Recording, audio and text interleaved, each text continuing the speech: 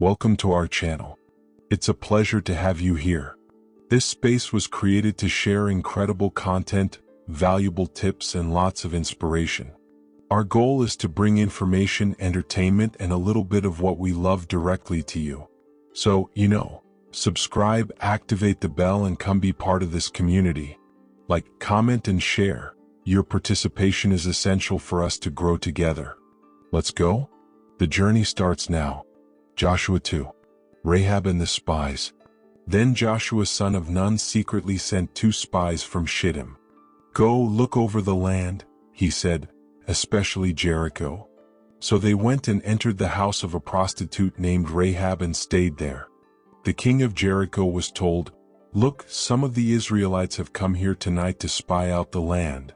So the king of Jericho sent this message to Rahab, "Bring out the men who came to you and entered your house, because they have come to spy out the whole land." But the woman had taken the 2 men and hidden them. She said, "Yes, the men came to me, but I did not know where they had come from. At dusk, when it was time to close the city gate, they left. I don't know which way they went. Go after them quickly. You may catch up with them."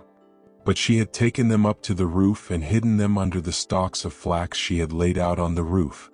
So the men set out in pursuit of the spies on the road that leads to the fords of the Jordan, and as soon as the pursuers had gone out, the gate was shut. Before the spies lay down for the night, she went up on the roof and said to them, "I know that the Lord has given you this land and that a great fear of you has fallen on us, so that all who live in this country are melting in fear because of you. We have heard how the Lord dried up the water of the Red Sea for you when you came out of Egypt, and what you did to Sihon and Og, the 2 kings of the Amorites east of the Jordan, whom you completely destroyed. When we heard of it, our hearts melted in fear and everyone's courage failed because of you, for the Lord your God is God in heaven above and on the earth below. Now then, please swear to me by the Lord that you will show kindness to my family because I have shown kindness to you.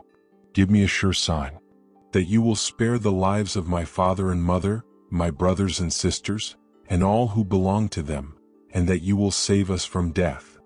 "Our lives for your lives," the men assured her. "If you don't tell what we are doing, we will treat you kindly and faithfully when the Lord gives us the land." So she let them down by a rope through the window, for the house she lived in was part of the city wall. She said to them, "Go to the hills so the pursuers will not find you. Hide yourselves there 3 days until they return, and then go on your way." Now the men had said to her, "This oath you made us swear will not be binding on us unless, when we enter the land, you have tied this scarlet cord in the window through which you let us down, and unless you have brought your father and mother, your brothers and all your family into your house. If any of them go outside your house into the street, their blood will be on their own heads. We will not be responsible. As for those who are in the house with you, their blood will be on our head if a hand is laid on them. But if you tell what we are doing, we will be released from the oath you made us swear." "Agreed," she replied. "Let it be as you say." So she sent them away and they departed. And she tied the scarlet cord in the window. When they left, they went into the hills and stayed there 3 days, until the pursuers had searched all along the road and returned without finding them. Then the 2 men started back. They went down out of the hills, forded the river, and came to Joshua son of Nun and told him everything that had happened to them. They said to Joshua, "The Lord has surely given the whole land into our hands. All the people are melting in fear because of us." Joshua 6. Now the gates of Jericho were securely barred because of the Israelites. No one went out and no one came in. Then the Lord said to Joshua, "See, I have delivered Jericho into your hands, along with its king and its fighting men. March around the city once with all the armed men. Do this for 6 days. Have 7 priests carry trumpets of ram's horns in front of the ark. On the 7th day, march around the city 7 times with the priests blowing the trumpets. When you hear them sound a long blast on the trumpets, have the whole army give a loud shout. Then the wall of the city will collapse and the army will go up, everyone straight in." So Joshua son of Nun called the priests and said to them, Take up the ark of the covenant of the Lord and have 7 priests carry trumpets in front of it. And he ordered the army, advance, march around the city, with an armed guard going ahead of the ark of the Lord. When Joshua had spoken to the people, the 7 priests carrying the 7 trumpets before the Lord went forward, blowing their trumpets, and the ark of the Lord's covenant followed them. The armed guard marched ahead of the priests who blew the trumpets, and the rear guard followed the ark. All this time the trumpets were sounding. But Joshua had commanded the army, "Do not give a war cry, do not raise your voices, do not say a word until the day I tell you to shout. Then shout." So he had the ark of the Lord carried around the city, circling it once. Then the army returned to camp and spent the night there. Joshua got up early the next morning and the priests took up the ark of the Lord. The 7 priests carrying the 7 trumpets went forward, marching before the ark of the Lord and blowing the trumpets. The armed men went ahead of them and the rear guard followed the ark of the Lord, while the trumpets kept sounding. So on the second day they marched around the city once and returned to the camp. They did this for 6 days. On the 7th day they got up at daybreak and marched around the city 7 times in the same manner, except that on that day they circled the city 7 times.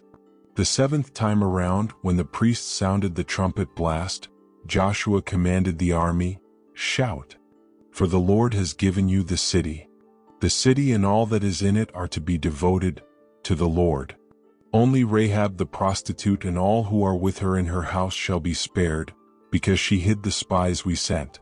But keep away from the devoted things so that you will not bring about your own destruction by taking any of them. Otherwise you will make the camp of Israel liable to destruction and bring trouble on it. All the silver and gold and the articles of bronze and iron are sacred to the Lord and must go into his treasury." When the trumpets sounded, the army shouted, and at the sound of the trumpet, when the men gave a loud shout, the wall collapsed. So everyone charged straight in and they took the city. They devoted the city to the Lord and destroyed with the sword every living thing in it, men and women, young and old, cattle, sheep and donkeys. Joshua said to the 2 men who had spied out the land, "Go into the prostitute's house and bring her out and all who belong to her, in accordance with your oath to her." So the young men who had done the spying went in and brought out Rahab, her father and mother, her brothers and sisters and all who belonged to her. They brought out her entire family and put them in a place outside the camp of Israel. Then they burned the whole city and everything in it, but they put the silver and gold and the articles of bronze and iron into the treasury of the Lord's house. But Joshua spared Rahab the prostitute with her family and all who belonged to her, because she hid the men Joshua had sent as spies to Jericho, and she lives among the Israelites to this day. At that time Joshua pronounced this solemn oath, "Cursed before the Lord is the one who undertakes to rebuild this city, Jericho, at the cost of his firstborn son. He will lay its foundations. At the cost of his youngest, he will set up its gates." So the Lord was with Joshua, and his fame spread throughout the land. Reflection on the story of Joshua and Rahab. The story of Joshua and Rahab, told in chapters 2 and 6 of the book of Joshua, is much more than a narrative of conquest and espionage. It is a profound exposition of choices made under pressure, faith demonstrated in concrete actions, and the surprising grace of God manifesting itself in unlikely people. When Joshua assumes leadership of Israel after the death of Moses, he bears on his shoulders the weight of leading an entire people to the fulfillment of a promise made centuries before. The challenge of conquering the land of Canaan, especially the fortified city of Jericho, required much more than military strength. It required courage, total trust in God, and unconditional obedience. It was in this context that Joshua sends 2 spies to scout the land.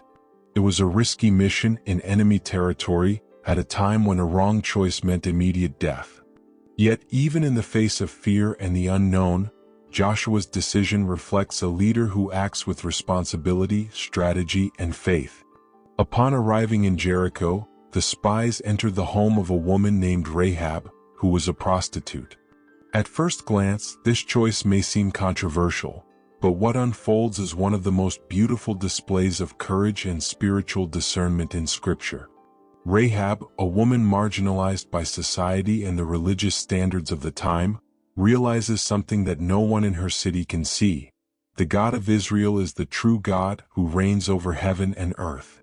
When she welcomes the spies and decides to hide them from the soldiers of the king of Jericho, Rahab is making a decision under enormous pressure. Her life and that of her family are at stake. One slip up and everything could be lost. Even so, she chooses the path of faith, protecting the men of God and making a covenant that would change her story forever.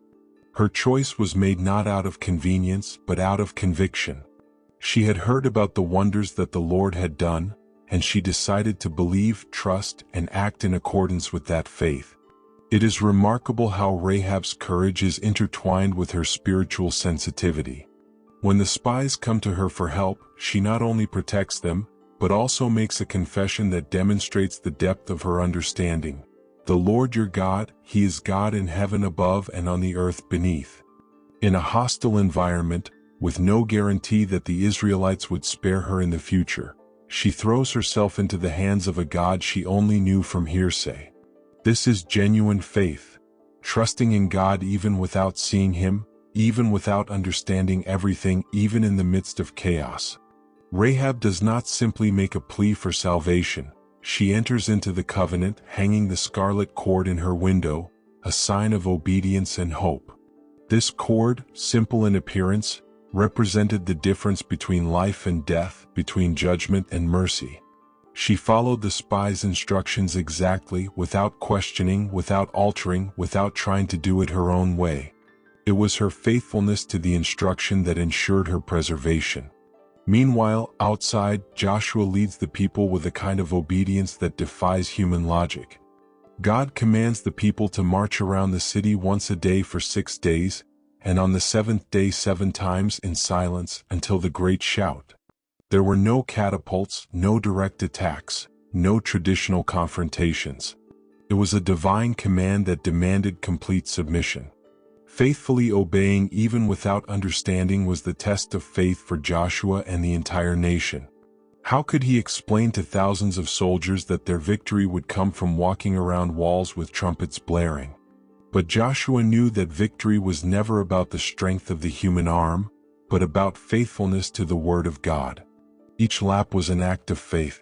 Each day without seeing immediate results was an exercise in trust. And on the 7th day, when the walls fell to the sound of the trumpets and the shout of the people, it became clear that true power lies in complete obedience, even if it seems meaningless to human reason. In this scenario of victory and judgment, Rahab's house remained intact, as a sign of God's faithfulness to His promise. The spies returned specifically to take her and her entire family out of that doomed environment. She was rescued in the midst of judgment, saved in the midst of destruction, like a flower that survives a fire. And more than simply being spared, she was welcomed by God's people. The grace that began with her faith was followed by belonging and restoration. Rahab did not just survive, she became part of Israel's history. Her gratitude was evident. A woman who asked not for wealth or position but only for life, and who demonstrated her faith with concrete actions. God not only answered her prayer, but inserted her into the genealogy of the Messiah, as recorded in the Gospel of Matthew. From prostitute to ancestor of Jesus. This is the power of grace that transforms improbable stories. Joshua, in turn, continues to lead Israel with integrity and steadfastness. He places a curse on Jericho, preventing it from being rebuilt, because that territory represented God's judgment. But his focus remains on advancing the mission, step by step, land by land, with the same trust in the Lord who had led him there. He knew that each person had his or her role to play. The priests blew their trumpets, the soldiers marched, the people followed in silence, the spies kept their word. Each one did his or her part, and that is why the victory was complete. Amid the complexity of the battle, organization and obedience to the divine plan were crucial. Israel's success depended not only on Joshua's leadership, but on the cooperation of the entire people. Every detail mattered, and when everyone aligns with God's will, the impossible becomes real. This narrative confronts us with the fact that there are times when God asks us to take steps of faith that seem to make no sense. March around walls without attacking them? Trust in an alliance with a foreigner? Give up your safety for the sake of a promise?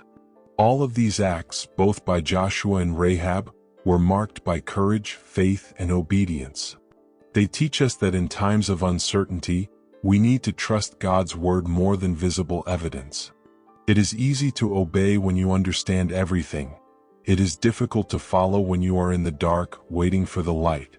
Yet, true faith is manifested in obedience even without explanation, in faithfulness even under pressure, in the decision to follow God's direction even when your heart is filled with fear. Rahab and Joshua represent two paths that converge in the same purpose: to fulfill God's will. He, the appointed leader, who trusted in divine direction and followed every order with precision. She, an unlikely woman who dared to believe and position herself on the right side, even without guarantees. Both lived through moments of intense tension, where a wrong decision could cost everything. And both made decisions guided by faith, revealing that it does not matter where we come from, but where God calls us. God's faithfulness is manifested in every detail of this story, in the care of the spies, in the precision of the plan, in the protection of Rahab's house, in the fulfillment of the promise. Everything is grace. Everything is guided by the hands of the one who never fails. And in the end, what remains is the certainty that when each one does their part faithfully, God does what only He can do. The walls fall, the righteous are saved, the improbable is exalted, and the impossible is accomplished.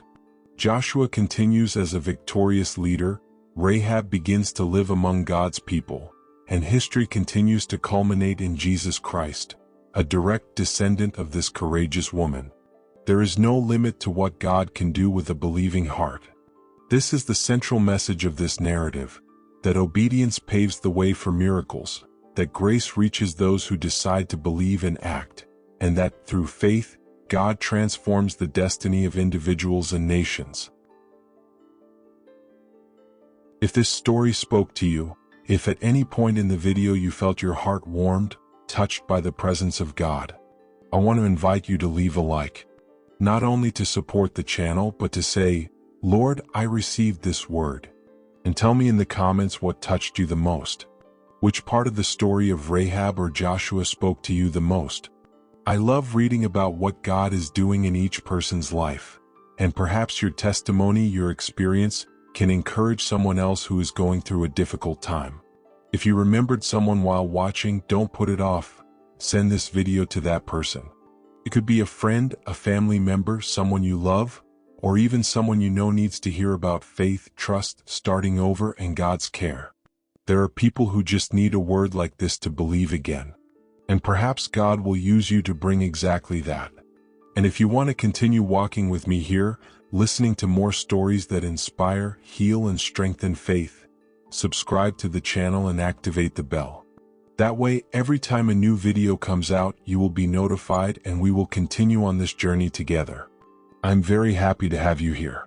May the Lord bless you, keep you, and continue writing a beautiful story with you, just as He wrote with Joshua and with Rahab. Bye, and until the next video.